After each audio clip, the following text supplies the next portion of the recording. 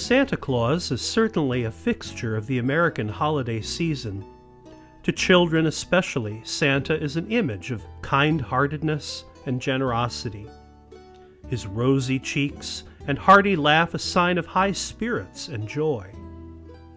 And so it's often a bit of a trauma in children's lives when they learn that Santa Claus doesn't really exist. Or does he?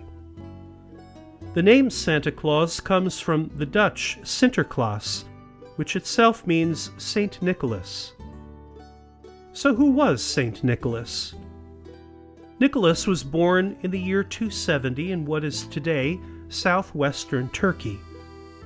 His parents died when Nicholas was young, but heeding the words of Jesus to the rich young man, Nicholas sold his inheritance and gave it to the poor.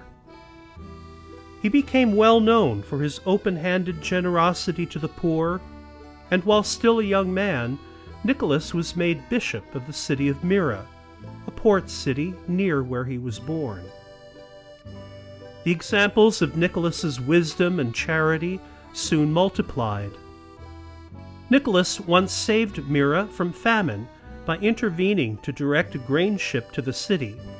Some accounts say by miraculously appearing to the ship's captain in a dream.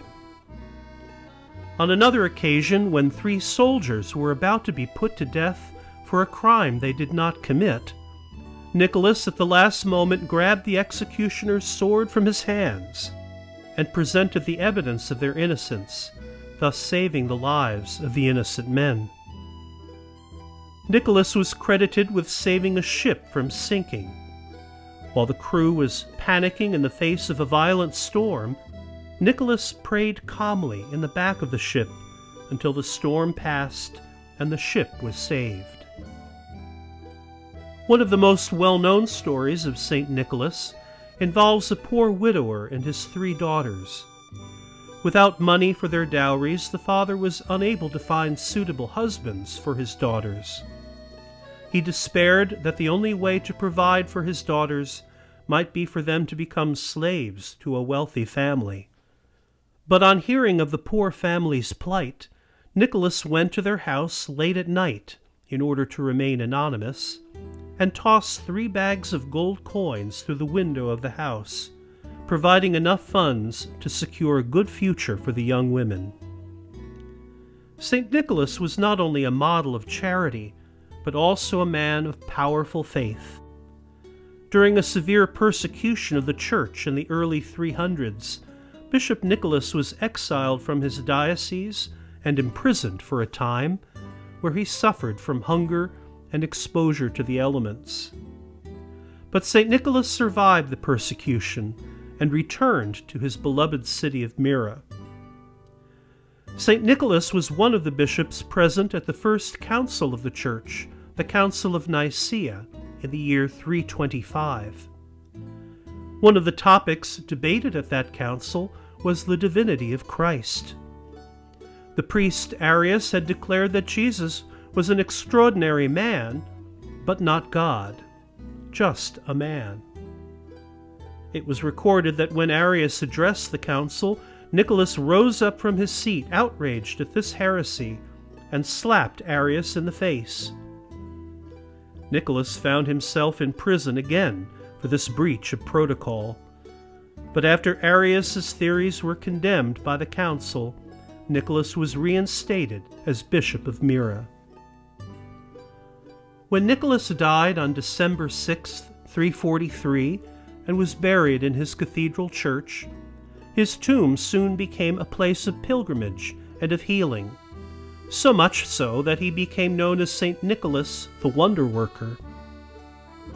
700 years later, when Myra was in danger of falling to the Muslim Seljuk Turks, Italian sailors removed St. Nicholas's relics from his tomb and brought them back to their home port of Bari in southern Italy. There, St. Nicholas's relics continue to be venerated in a great basilica cared for by the Dominican friars. St. Nicholas came to be one of the most popular saints in medieval Europe. Thousands of churches were dedicated to his honor.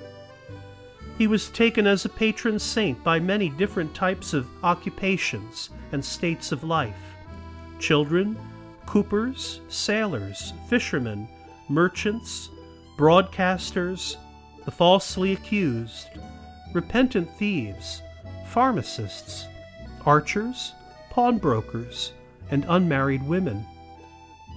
He is also a patron saint of Russia and Ukraine, as well as of the Netherlands. Venerated by both Catholic and Orthodox Christians, St. Nicholas's Basilica in Bari, Italy, has become an important site for ecumenical dialogue and exchange. So, is there a Santa Claus? Sorry, Virginia, not exactly. But there is St. Nicholas, who continues to be for us a shining example of Christian faith and charity, and who still intercedes for all in need of his help, especially children, the hungry, the poor, and the innocent. What better way to prepare for Christmas than to imitate this great holy man of the Church, St. Nicholas?